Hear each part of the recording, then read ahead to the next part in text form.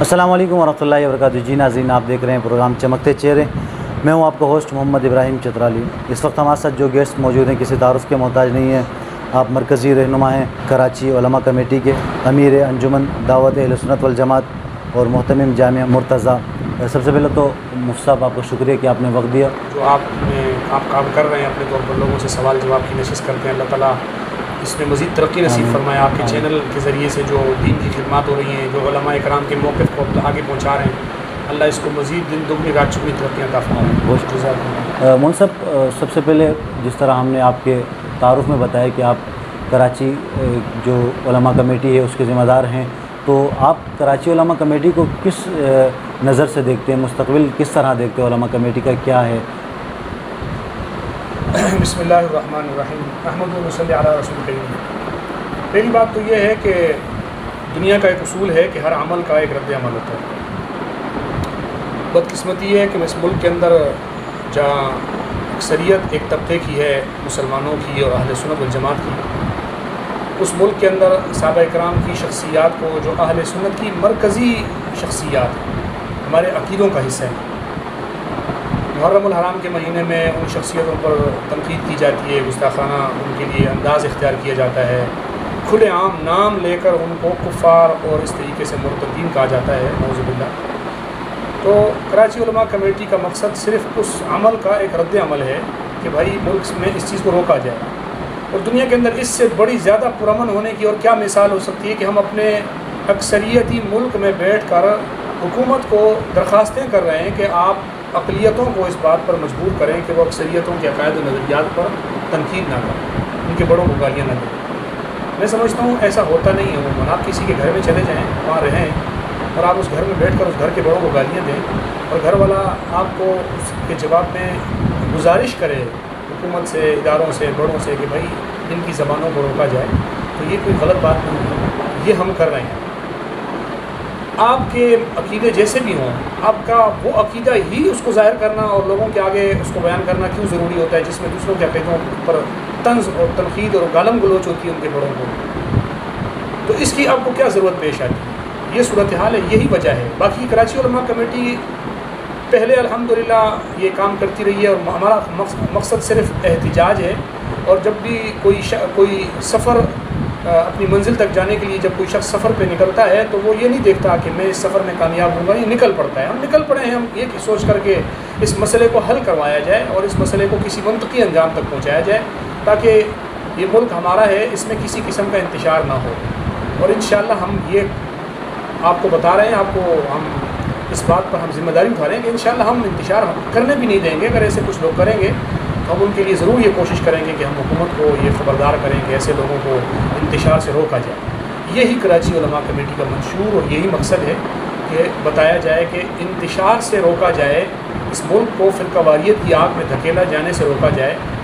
बस इसी चीज़ की हमारी कोशिश है। सब उलमा कमेटी के इजलास में हमने देखा APC जिस तरह आपने बुलाई, तो वहाँ APC में आपके साथ बरेली मकतब फ़िक्र के उलमा इकराम भी मौजूद थे, लेकिन हम जब आपको सोशल मीडिया में फ़ॉलो करते हैं तो आप मकतब जो बरेली हज़रात हैं उनके ख़िलाफ़ उनको मुनाज़रे की चैलेंज भी देते हैं। और आपका मतलब दो बयानियाँ हो गए, एक तो ये कि आप उनके ख़िलाफ़ हैं, उनको मुनाज़रे के चैलेंज दे रहे हैं, एक ये कि आप उनके साथ बैठ के जो सहाबा की गुस्ताखी करते हैं उनके ख़िलाफ़ तहरीक चलाने की आप कोशिश कर रहे हैं या तहरीक चला रहे हैं।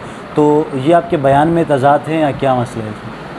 नहीं, हमारा अगर उनको किसी जगह हम मुनाज़रे की उनको दावत देते हैं या उनकी कोई दावत कबूल करते हैं तो उसका मकसद भी कोई अनारकी या इंतशार फैलाना नहीं होता, बल्कि हम चाहते हैं कि जिस मसले को वो लोग मिंबरों पे और जलसों में बयान करते हैं उस मसले को टेबल टॉक पे बैठकर उस मसले को हल किया जाए दलाइल की बुनियाद पर। आवाम के सामने हमारे भी दलाइल आ जाएँ, उनके भी आ जाएँ और उनको पता चल जाए आवाम को कि इसमें मजबूत दलाइल किसके पास हैं और महज अनारकी कौन फैला रहा है। सिर्फ इसलिए ये हम गुफ्तगू और मुनाजरा और इसके लिए बात करते हैं। बाकी आप जैसे फरमा रहे हैं कि वहाँ उनके साथ क्यों बैठते हैं, तो उनके साथ हम एक जगह नहीं, हम 100 जगह बैठते भी हैं, बैठेंगे भी। हमारा मकसद उनके साथ बैठने का रद्द नहीं है कि हम उनके साथ नहीं बैठना चाहते हैं। हमारे जो मुत्तहिदा इशूज़ हैं, मुत्तहिदा अग़राज़ व मकासिद हैं, उन मामलात में हम कल भी साथ थे और एक साथ बैठे थे। ख़त्म नबूवत का मसला हो गया 1954 की तहरीक में साथ बैठे थे, 1974 में हम साथ बैठे थे। बैठना मकसद नहीं है, مقصد یہ ہے کہ جہاں ہماری سوشل میڈیا پہ جو ہماری محنت ہوتی ہے وہ صرف یہ ہے کہ اپنی عوام کو اپنے عقائد و نظریات سے آگاہ کرنا، اور اگر کوئی ہماری عقائد و نظریات پر تنقید کر رہا ہے، ہمارے اکابرین کو کافر و گستاخ کہہ رہے ہیں، تو اس کا دفاع کرنا مقصود ہوتا ہے۔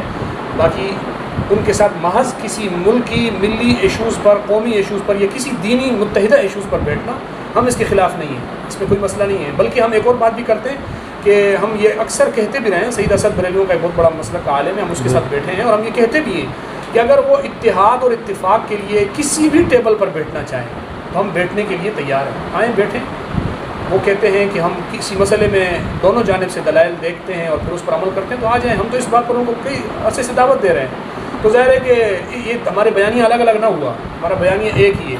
ہم نہیں بیٹھے، ہم ان کے خلاف بیان کر رہے ہیں، اس کی وجہ یہ ہے کہ ہمیں اپنے عقائد کا دفاع کرنا ہے، اور ہم بیٹھنے کے لیے اس لیے تیار ہیں کہ الحمدللہ ہم دلائل پہ مضبوط ہیں، اور ہم بیٹھنے کے لیے اس لیے تیار ہیں کہ ہمارے پاس دلائل ہیں۔ ڈرنا تو اس کا کام ہوتا ہے جس کے پاس دلائل نہ ہوتے، وہ نہ بیٹھتا کہ جی میرے پاس دلائل نہیں، میں کیسے بات کروں گا، تو الحمدللہ ہمارے پاس بہت ہے، اس لیے ہم بیٹھتے ہیں۔ سب اہل تشیع کے خلاف آپ پاکستان میں جو ان کے جلسے ہیں، جلوس ہے 9-10 محرم کو جو نکلتے ہیں، ان کو آپ روکنے کی باتیں کرتے ہیں، ان کو آپ کہتے ہیں کہ وہ نہیں نکلنے چاہیے، ان کے مجالسات نہیں ہونے چاہیے، لیکن ہم دیکھتے ہیں کہ افغانستان میں جو طالبانوں کی حکومت آئی ہے وہ تو باقاعدہ خود وہاں جا رہی ہے، ان کے پاس ان کے مجالس میں جا رہی ہے، اور انہیں آزادی ہے، تو اس کے بارے میں کیا کہیں گے؟ دیکھو، افغانستان تو ہم سے ایک الگ ملک ہے، بہت سارے معاملات میں، بہت ساری چیزوں میں وہ ہم سے بالکل، ان کے معاملات بھی ہم سے الگ ہیں۔ یہ 74 سال سے ایک آزاد اسلامی ریاست ہے، اور وہ 40 سال سے ایک خانہ جنگی کا شکار ریاست ہے، دونوں میں زمین آسمان کا فرق ہے۔ یہ ہماری وہ سرزمین ہے جس پر ہم نے 6 لاکھ علماء اور عوام کی قربانیاں دے کر ہم نے اس ملک کو حاصل کیا تھا۔ اس ملک کے اندر آ کر اگر اقلیتیں سڑکوں پہ نکل کر اپنے احتجاج کریں، اور ان کو یہ ملک اجازت بھی دے دیتا ہے کہ آپ سڑکوں پہ نکل جائیں، اس کے باوجود بھی وہ یہاں کی اکثریتوں کی شخصیات کو اور ان کے بڑوں کو، ان کے نظریات کو ٹھیس پہنچائیں، تو یہ روکنا ایک الگ چیز ہے۔ افغانستان کے اندر محرم الحرام کی جلوس نکلنا، وہاں وہ اہل سنت کے بڑوں کو برا بلا نہیں کہتے، وہاں کی حکومت کو چیلنج نہیں کرتے، وہاں کی حکومت کے خلاف اگر وہ کوئی عمل نہیں لاتے، تو یہ ان کا ایک الگ مسئلہ ہے، اور وہ ان کو اجازت دیتے ہیں تو وہ دے سکتے ہیں۔ دیکھیں، ہم یہی تو کہتے ہیں کہ پہلی بات تو یہ ہے کہ عبادتوں کو عبادت گاہوں میں کیا جائے۔ اگر عبادت ہے تو عبادت گاہ میں ہو، اور اگر عبادت نہیں ہے، کاروبار ہے، سرمایہ داری ہے، تجارت ہے، تو پھر بازار میں کریں۔ اگر کوئی اور چیز ہے اس کو وہاں کریں، ہر ایک چیز کی اپنی جگہ ہوتی ہے۔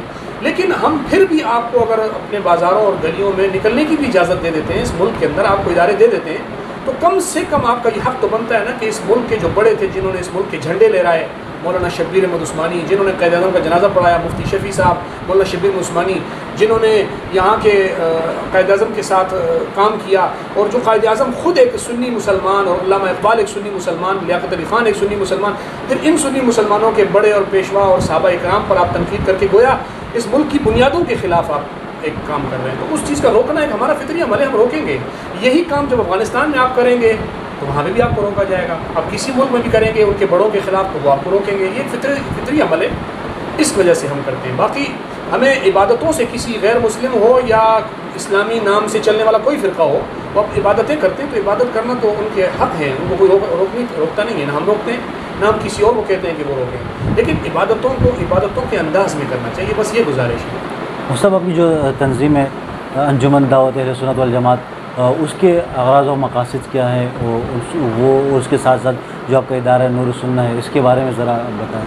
دیکھو، دعوت اہل سنت کا مقصد تو بالکل اس سے واضح ہے، ہم اہل سنت والجماعت کی جو عقائد و نظریات ہیں، ہم اس کا پیغام لوگوں تک پہنچاتے ہیں، تو یہی ہے دعوت اہل سنت۔ گویا اہل سنت کا ایک پیغام ہم لوگوں تک پہنچاتے ہیں۔ ہمارا مقصد کسی فرقے کے خلاف نہیں ہے، ہمارا مقصد کسی جماعت کی ترتیب نہیں ہے، ہمارا مقصد صحیح عقائد و نظریات، توحید اور سنت کو پھیلانا ہے، یہ ہمارا ہے۔ اور اگر کہیں کوئی شخص توحید و سنت کو ٹھیس پہنچا رہا ہے یا صحیح نظریات کے خلاف باتیں کر رہا ہے، تو اس کو ایک جواب دینا ہمارے ان چیزوں میں، ہمارے کاز، ہمارے مقصد میں شامل ہے، وہ کوئی بھی ہو، اس سے ہمیں غرض نہیں ہے کہ وہ کون ہے اور کون نہیں۔ باقی جو اس دعوت اہل سنت والجماعت کا مقصد قیام کا صرف یہ تھا کہ عوام الناس کو ان کے صحیح عقائد سے روشناس کیا جائے، کیونکہ ہمارے اداروں میں اور بہت جگہوں پہ تعلیمی اداروں میں ان چیزوں کا فقدان نظر آتا ہے، تو ہم اس چیز کے لیے ہم نے یہ تنظیم بنائی تاکہ عوام تک ہم پہنچیں۔ مطلب سوشل میڈیا میں آج کل ایک بحث شروع ہو گئی ہے کہ بہت سارے لوگ کہتے ہیں کہ مناظرے اب نہیں ہونے چاہیے، جدید دور آ گیا ہے، اب لوگ مناظروں کا دور چلا گیا ہے، جس طرح کہ امت پہلے ہی تقسیم در تقسیم ہو رہی ہے، امت پہلے ہی انتشار کا شکار ہے، تو اب یہ مناظرے نہیں ہونے چاہیے. آپ کے خیال سے مناظرے ہونے چاہیے یا نہیں؟ دیکھو اس میں دو چیزیں ہیں. مناظرہ کو اگر کوئی منع کرتا ہے تو کس وجہ سے ہے؟ یہاں دو باتوں کو سمجھنا انتہائی ضروری ہے کہ مناظرہ کیا دین میں اس کی اجازت ہے یا نہیں ہے. پہلا سوال تو یہ کہ دین میں مناظرے کی گنجائش ہے یا نہیں. تو ہمیں قرآن تو یہ کہتا ہے کہ ادعو الی سبیل ربک بالحکمت والموعظۃ الحسنۃ وجادلہم باللتی ہی احسن، کہ اچھے طریقے سے فریق مخالف کے ساتھ لڑنا، اچھے طریقے سے، احسن طریقے سے ان سے گفتگو کرنا، بحث و مباحثہ کرنا، اس کی اجازت اسلام دیتا ہے. نبی پاک صلی اللہ علیہ وسلم کی آپ زندگی کو اٹھائیں تو آپ کا بہت سارے وفد عبد قیس آیا، یہودیوں کا وفد آیا، نصارہ کے وفود آئے، آپ نے ان سے دلائل پر گفتگو کی. بلکہ قرآن نے بھی کہا کہ قل یا اہل الکتاب تعالوا الی کلمۃ سواء بیننا وبینکم، دعوت دی گئی باقاعدہ اہل کتاب کو. نبی پاک صلی اللہ علیہ وسلم کی زبانی اللہ پاک نے دعوت دلوائی کہ آپ آؤ، بیٹھو ہمارے ساتھ اور ایک درمیانے کلمے پر بات کرتے ہیں. ہم یاد رکھیں کہ مناظرے کا شرعی طور پر مفہوم دینی مسائل کے لیے حق طلبی کے مزاج کے ساتھ، حق کو سمجھنے کے لیے اگر کسی دوسرے کے ساتھ بیٹھا جائے، اس کو اپنا دعویٰ سمجھایا جائے اور اس کے دعوے کو سمجھا جائے، تو یہ تو مناظرہ شریعت میں ثابت ہے. اور یہ اصطلاحاً تو یہ مناظرہ عام ہے. حتیٰ کہ آپ ہمارے سیاستدانوں کو ہی دیکھ لیں، دو پارٹیاں ایک دوسرے کو مناظروں کی دعوتیں دیتی رہتی ہیں. اگر مناظرہ انتشار یا افتراق پھیلاتا ہے تو جو آپ دیکھتے ہیں کہ ایک پارٹی دوسرے کو کہتی ہے مجھے آپ کو مناظرے کا چیلنج ہے، وہ فلاں. مناظرہ مقصد لڑائی نہیں ہے، بلکہ میں سمجھتا ہوں کہ اگر دینی اور شرعی مناظرہ دیکھا جائے تو یہ لڑائی ختم کرنا ہے. وہ کیسے؟ وہ اس طرح کہ جب دو بندے آپس میں ایک دوسرے سے لڑ رہے ہیں اور ان میں ایک حق پر ایک باطل پر، لیکن حق والے کے پاس دلائل نہیں ہے، وہ محض لڑ رہا ہے، لڑنے میں وہ کچھ آگے زیادہ نکل جاتا ہے، تو اس کو دلائل مہیا کر کے اس کو کہنا کہ دلائل سے لڑو، ہاتھ سے نہیں لڑو، پتھر سے نہیں لڑو، ڈنڈے سے نہیں لڑو، بندوق سے نہیں لڑو، دلائل سے لڑو. یہ مناظرہ تو گویا ایک حق والے کو زبان سے لڑانا اور زبان سے گفتگو کرے گا، یہ مقصد ہے. اس کا مقصد تو یہ کہ اس کو بڑی لڑائی سے بچاؤ. اور ایک تیسری بات، مناظرہ چونکہ ایک شرعی حکم ہے اور ایک عبادت ہے، لیکن یہ عبادت ایسی نہیں ہے کہ اس کو ہر وقت ادا کیا جائے. اس کے بھی ایک جگہ ہوتی ہے، ایک مقام ہوتا ہے، ایک محل ہوتا ہے، ضرورت ہوتی ہے. جیسے آپ دیکھتے ہیں کہ ایک بندہ ڈاکٹر کے پاس جاتا ہے تو ڈاکٹر کے پاس بہت سے آپشن ہوتے ہیں. ایک دوائی دینا، ٹھیک نہ ہو تو انجیکشن لگانا، ٹھیک نہ ہو تو ڈرپ لگانا، ٹھیک نہ ہو تو ایک آپریشن کی نوبت آتی ہے. یہ مناظرہ گویا آخری حد ہے. پہلے ہے ادعو الی سبیل ربک بالحکمت، لوگوں کو اچھے طریقے سے، بردباری سے، پیار سے اور حکمت کے ساتھ دعوت دو. اگر وہ حکمت کے ساتھ دعوت وہ ہوتی ہے جو زبان سے بھی ادا نہ ہو رہی ہو، بڑے مصلحت کے ساتھ، اس کو پتہ بھی نہیں چل رہا اور آپ اس کو دعوت دے رہے ہیں. اگر یہ کارگر نہیں ہو رہی، والموعظۃ الحسنۃ، اس کو زبان سے اچھی اچھی باتیں کرو، اس سے دعوت ہوتی ہے. یہ دوسرا طریقہ ہے. اگر وہ اس سے بھی نہیں سمجھتا تو ادعو الی سبیل ربک بالحکمت والموعظۃ الحسنۃ. اب تیسرا طریقہ یہ ہے، اگر وہ آگے سے کہتا ہے کہ میرے دلائل ہیں، میرے پاس کچے دلائل رکھ کے وہ اگر بیٹھا ہوا ہے تو وجادلہم باللتی ہی احسن، اس کو پھر مضبوط دلائل دے کر اس کے ساتھ گفتگو کرو. یہ ہے مناظرہ. اور یہ اس کی ضرورت ہر وقت نہیں ہوتی. ایک بندہ اگر کہے میرے سر میں درد ہے، وہ گولی سے ٹھیک ہوتا ہے، ٹیبلٹ سے ٹھیک ہوتا ہے، تو اس کا آپریشن کرنا یہ ضروری نہیں ہے، اس کی اجازت نہیں ہے. اسی طریقے سے ایک شخص اگر آپ کی حکمت اور موعظہ حسنہ سے سمجھتے ہیں تو اس کو مناظرہ اس کے ساتھ کرنے کی ضرورت نہیں ہے. مناظرہ ایک آخری آپشن ہوتا ہے. اور ہم جو لوگوں کو دعوت پڑھا رہے ہوتے ہیں یا مناظرے کے موضوع پر یا دلائل سکھا رہے ہوتے ہیں، ہم طلباء کو یہ بات بتاتے ہیں. نمبر ایک، مناظرہ اس لیے نہیں سیکھنا کہ عوام میں افتراق اور انتشار پھیلانا ہے.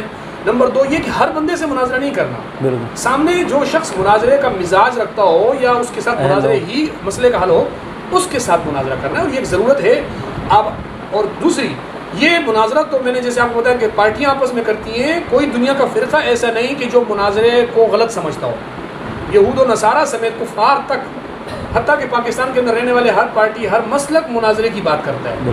لیکن ویسے ایک بات کر دیتے ہیں کہ جی یہ مناظرہ، دیکھیں اب مثال کے طور پر ہمارے جو تبلیغی حضرات ہیں، یہ مسجدوں میں جاتے ہیں اور لوگوں کے سامنے گفتگو کرتے ہیں اور اپنا موقف لوگوں کے آگے رکھتے ہیں. یہ کیا ہے؟ اپنا موقف ان کے آگے رکھنا. اگر کوئی وہاں اٹھ کے سوال کرتا ہے، میں نے خود تبلیغ مثال لگایا ہوا ہے، وہاں سے کوئی اٹھتا ہے، حضرت میرے سوال کا جواب دے دو، میں نے دلائل سے جواب دے دیا. مناظرے میں کیا ہے؟ یہی ہوتا ہے، ایک سوال سائل ہوتا ہے، ایک مجیب ہوتا ہے، جواب دینے والا ہوتا ہے. یہ سائل اور مجیب مناظرے میں ہوتے ہیں. یہ کسی اور جگہ پہ ہو وہی مناظرہ ہی ہے. لیکن دنیا کے اندر اب دیکھو، ایک آپ نماز پڑھ رہے ہو رستے پہ کھڑے ہو کر، لوگوں کا رستہ روک کر، یہ عبادت ہے لیکن گناہ بن گئی، کیونکہ اس سے آپ کسی اور کو تکلیف پہنچا رہے ہو. تو مناظرہ ایک عبادت ہے، لیکن اس مناظرے عبادت کو کسی کے لیے غلط مقاصد کے لیے استعمال نہیں کرنا چاہیے. یہ بات ہم کرتے ہیں. اور سوشل میڈیا پہ جو بہت سارے لوگ کر رہے ہیں، تو سوشل میڈیا پہ تو آج کل آپ کو پتہ ہے کہ ہر کوئی لگا ہوا ہے، کوئی مناظر ہے نہیں ہے، کوئی گفتگو کرنے کا اہل ہے نہیں ہے، بس لگے ہوئے ہیں، تو ان کو کون روک سکتا ہے؟ مولانا صاحب سیاست میں کتنی دلچسپی ہے اور کس سیاسی جماعت سے آپ کا تعلق ہے؟ سیاست میں تو یوں سمجھیں کہ ہم صفر ہیں، سیاست کے معاملات میں ہم نہ پڑھتے ہیں، کیونکہ موجودہ سیاست جو ہے ہماری سمجھ سے تو بالاتر ہے، ہمیں تو آج تک سمجھ میں نہیں آئی تھی یہ سیاست، کیونکہ جو سیاست نبی پاک صلی اللہ علیہ وسلم نے کی اور انبیاء نے کی، جو سیاست دنیا کے اندر اسلامی نظم اور اسلامی نظام کے قیام کے لیے کی جاتی ہے، ہم تو اس کی تلاش میں لگے ہوئے ہیں۔ اگر ہمیں کہیں وہ والی سیاست ملے گی تو انشاءاللہ ہم مانیں گے۔ باقی ہمارے بہت بڑے بڑے علماء ہیں جو سیاست میں لگے ہوئے ہیں، ہم چاہتے ہیں کہ اللہ رب العزت ان کو اس اچھی سیاست کو اور اچھا کرنے کی اور اس کو اچھے طریقے سے ادا کرنے کی توفیق عطا فرمائے۔ کس سیاسی جماعت سے آپ کا تعلق ہے یا ہمدردی ہے؟ دیکھیں، میں تو ایسا آدمی ہوں کہ میں تھوڑا سا اس سے زیادہ واضح اور کھڑا آدمی ہوں۔ میں سیاست میں یہ میرا مزاج ہے کہ میں جس کی غلطی دیکھتا ہوں میں بولتا ہوں یہ غلط کر رہا ہوں، میری یہ سیاست ہے۔ اگر وہ ANP کا ہو، PTI کا ہو، مسلم لیگ کا ہو، کسی کی جماعت کا ہو، وہ کسی نام سے سیاست کرے، جب میں اس کے اندر کوئی دینی شرعی کمزوری دیکھتا ہوں تو کھل کے بولتا ہوں، خوبی دیکھتا ہوں تو بتاتا ہوں کہ یہ خوبی ہے۔ میں سمجھتا ہوں کہ اگر ہمارے جیسا مدرس آدمی سیاست کے مزاج سے ناواقف رہے تو زیادہ بہتر ہوتا ہے، نہ ہی پڑھے تو اچھا ہے۔ پسندیدہ مشغلہ آپ کا کیا ہے؟ مناظرہ کرنا ہے یا تدریس کرنا؟ فی الحال تو میں دونوں کام کر رہا ہوں، تدریس بھی کرتا ہوں اور کہیں مناظرے کی نوبت آتی ہے تو وہ بھی کرتا ہوں۔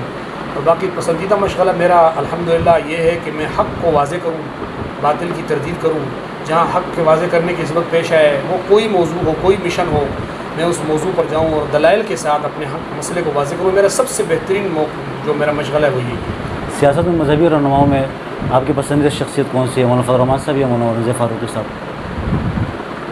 مولانا رضا فاروقی صاحب میرے خیال میں تو سیاسی رہنما نہیں ہیں، وہ ایک مذہبی لیڈر اور قائد ہیں۔ مولانا فضل الرحمان صاحب ایک خاص جماعت سے تعلق رکھتے ہیں، عالم ہیں۔ میں عالم ہونے کی بنیاد پر دونوں کا عزت کرتا ہوں، احترام کرتا ہوں، ان کے علمی جو خدمات ہیں میں قبول کرتا ہوں اور اللہ سے دعا کرتا ہوں کہ اللہ ان حضرات کو شرور سے محفوظ فرمائے، ان کی حفاظت فرمائے، اور ان کے ارد گرد سے جو دشمنان ان کے لیے سازشیں بن رہے ہیں اللہ ان کو ناکام کرے۔ میں ان کے لیے یہی دعائیں کرتا ہوں۔ اور اگر ان میں کوئی کوتاہیاں ہیں، جیسے میں کہا کرتا ہوں کہ بھئی ہم 15ویں صدی کے ہم مسلمان ہیں اور کمزوریاں ہونا یہ ہمارے زمانے کے اعتبار سے بھی ہمارے اندر موجود ہے، ہم نہیں کہہ سکتے کہ کون برائیوں سے پاک ہے، خاص طور پہ پھر اس گئے گزرے زمانے میں ہم میں سے کوئی برائیوں سے پاک نہیں ہے۔ بس دعا یہی ہے اللہ ہر ایک سے دین کا صحیح کام لے اور ان کے اندر اگر کوئی کمی کوتاہی ہے تو اللہ معاف فرمائے، بس یہی ہے۔ مجھ سے پسندیدہ کھیل کون سا ہے، کرکٹ یا فٹ بال؟